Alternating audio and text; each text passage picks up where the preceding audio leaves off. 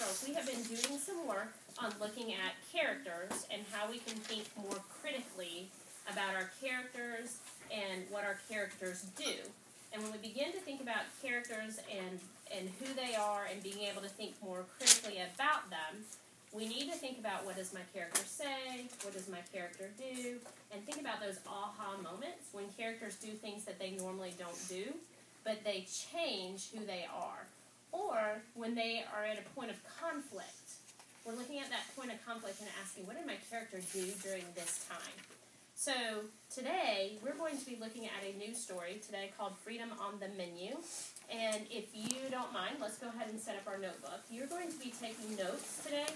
You can choose. Some of you have been doing like a table, and some of you have been doing just dividing your page in half. But the choice is yours. I just want you to take notes today on Freedom on the Menu. And today, boys and girls, we are going to focus on the mother of this book, okay?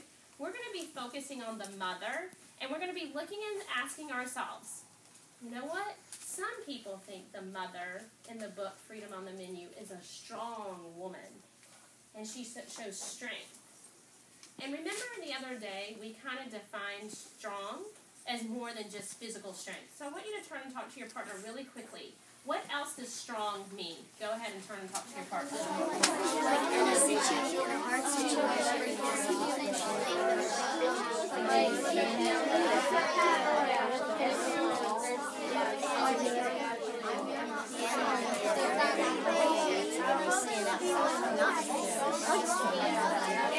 They're not.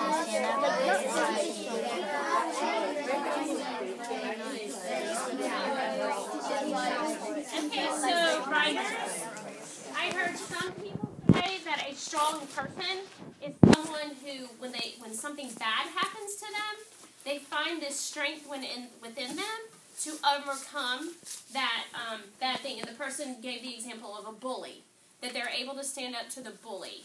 But then I also heard Jordan actually narrow it in and said, well, if I'm thinking about a strong mother is teaching their children right from wrong. And sometimes their children don't understand it, but they continue to teach them right from wrong. So that shows a strong mother. But then we also see that sometimes the mother can be weak. And so we're looking today, is mother strong or is she weak? Go ahead and set your notebooks up for Freedom on the Menu, strong and weak.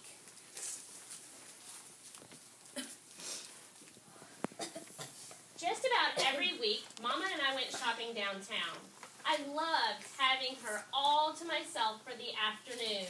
Whenever it was hot or we got tired, we head over to the snack bar in the 5 and Dime store. We'd stand and sip our Cokes because we weren't allowed to sit at the lunch counter. So I'm thinking about Mom being strong and weak right here. She's at the lunch counter, but she's not allowed to sit down. And so she chooses to stand to drink her Coke. Is that strong or is that weak? Going ahead and writing evidence on your chart or in your notebook. Once, I watched a girl swivel a stool as she spooned a banana split. In the empty seat beside her was a purse almost exactly like mine. Can I have a banana split? I begged Mom. Not here, Connie said. I'll fix you one at home. Won't be the same, I grumbled. All over town, signs told Mama and me where we could go and where we couldn't. Signs on the water fountains, swimming pools, movie theaters, even the bathrooms. So I'm seeing a conflict almost a little bit between the little girl and Mom. Mom is saying, not here, but I'll fix you one at home. Everybody I knew obeyed the signs except my great-aunt Gertie from New York. Once when she visited us, she drank from the whites-only fountain and said real loud, I've never heard of colored water. Have you, Connie? Then she lifted me up so I could take a sip. I looked from the fountain. Y'all know better than that, the man scolded. I started to say, sorry, mister, but Aunt Gertie just huffed. I'm too old for these silly rules. It was a real hot day, but the man walked away without taking a drink.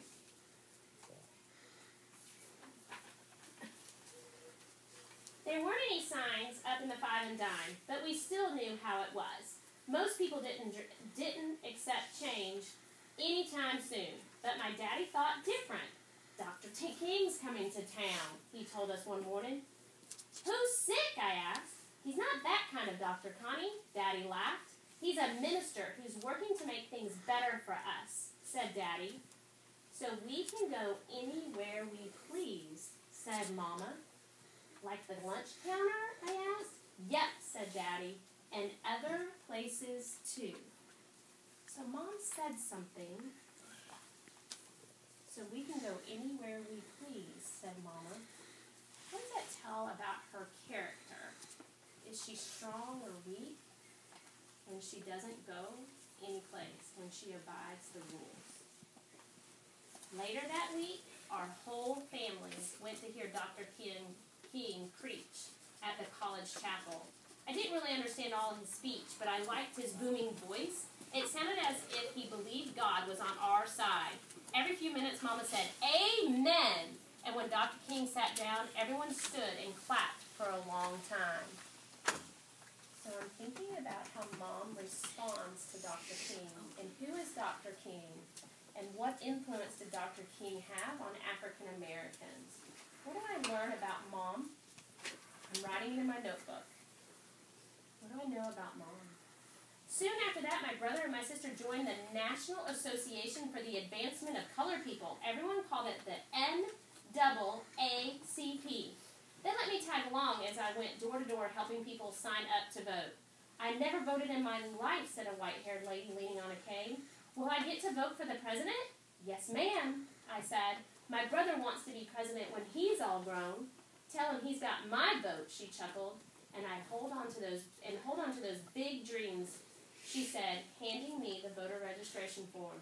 Yes, ma'am, I'll tell him. I promised, thinking about my own dreams, too.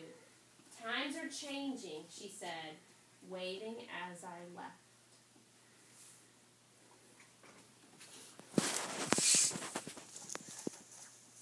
Then, one day, Mama and I went shopping downtown. We stopped at the snack bar, just like always. I tugged at Mama's sleeve.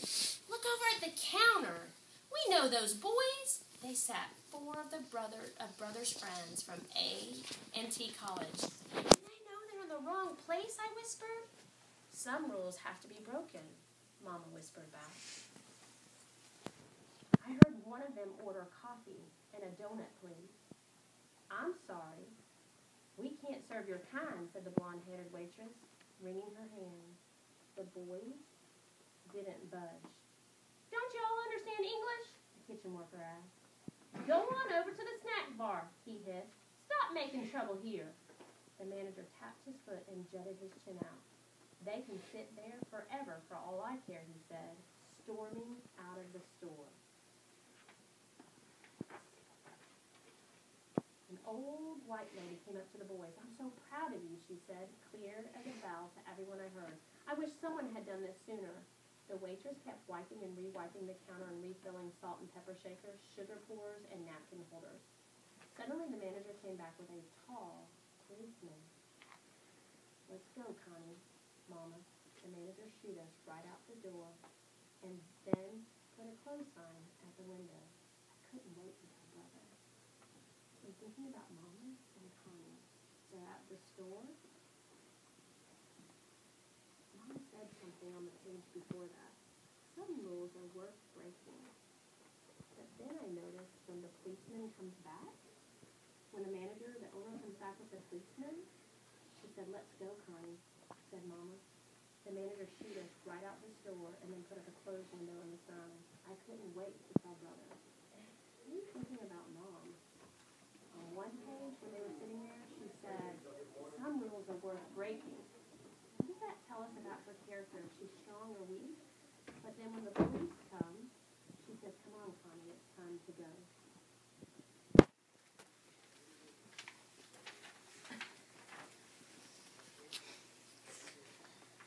Why'd your friends do that, I asked. If we can spend money at a store, said Brother, it's only fair that we should be able to eat at the store's lunch counter. I guess so, I said. Think it'll work? Sometimes it's important just to try, said Daddy, rubbing his chin. Then the next day, Daddy showed me the newspaper. The headline said, "Black students stand up by sitting down." They sat 4 hours, said Daddy, peering over the newspaper. I'd be hungry to wait that long, I said. Connie, they didn't really want food, said Daddy. They wanted to be allowed to get it, same as the white people, to be treated fairly.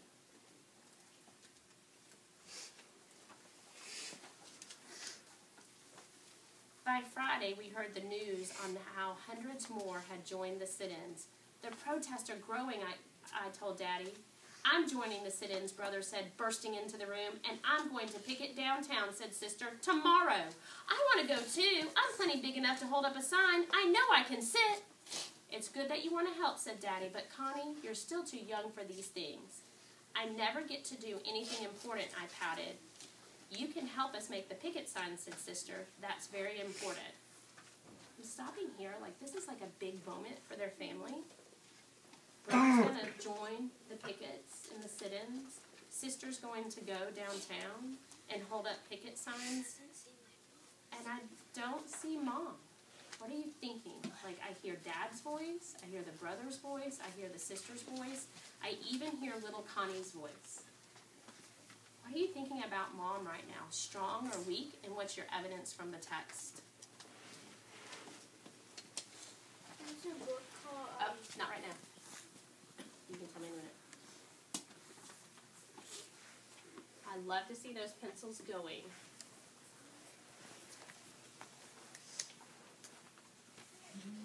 Turns out I saw the protest on TV. Hundreds of people walked up and down the sidewalks in front of the stores and restaurants and movie theaters. I saw my own sister carrying a picket sign, and there was the back of Brother's head at the lunch counter. My own brother. I'm just so proud of them, said Daddy. Me too, I said.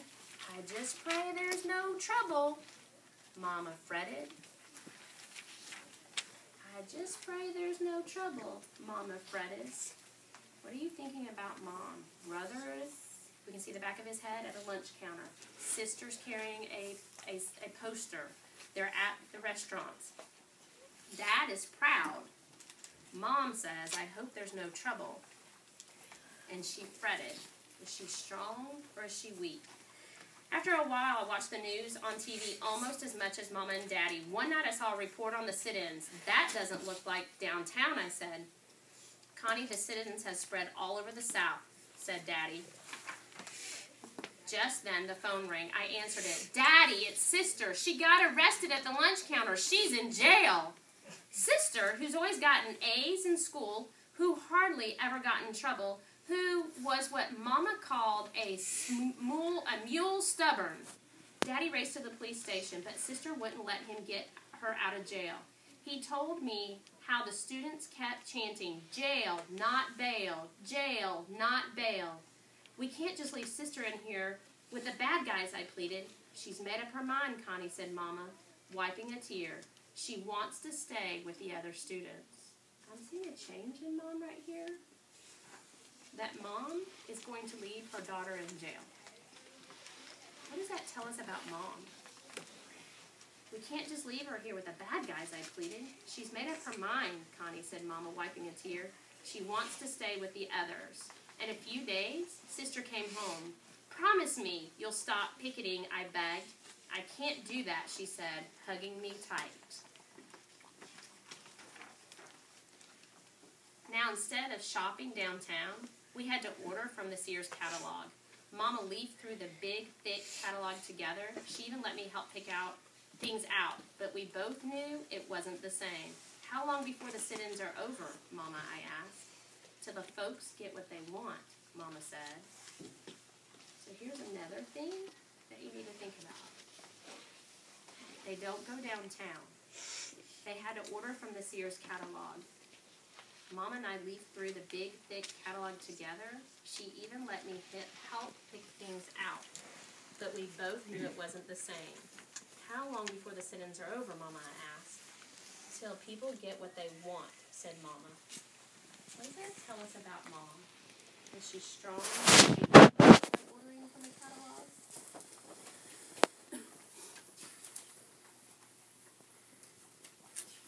This summer, Mama and Daddy and I finally went downtown. When we passed Woolworths, I heard someone shout, "They're serving them!" Daddy stopped so fast that his brakes screeched, and Mama and I jolted forward. We parked, and we ran to the lunch counter. There sat the woman who worked in the restaurant's kitchen. They were all dressed up, fancy, and eating egg salad. I can't even stand the smell of egg salad, but I stood and watched them eat every bite. "Looks pretty good," I said to Daddy. I shared big grins. The next day, brother, sister, and I made a special trip downtown. Brother wore a suit and tie. The girls wore hats and white gloves. At the lunch counter, I climbed up on the stool next to them. "We'll have 3 hot dogs, 3 french fries, 2 coffees, 1 Coke, and a banana split, please." I told the blonde-haired waitress. Sister and brother sipped coffee. I twisted on my stool while we waited for our meals. One food soon arrived. As I ate, the waitress plopped an extra cherry on the mound of whipped cream. She still looked nervous, but she smiled at me. It was the best banana split I ever had. Again, at the end of the book, they have their freedom. But where's Mom? What are you thinking about Mom and her character? Is she strong? Is she weak? Everybody else went downtown and sat and ate at the stool.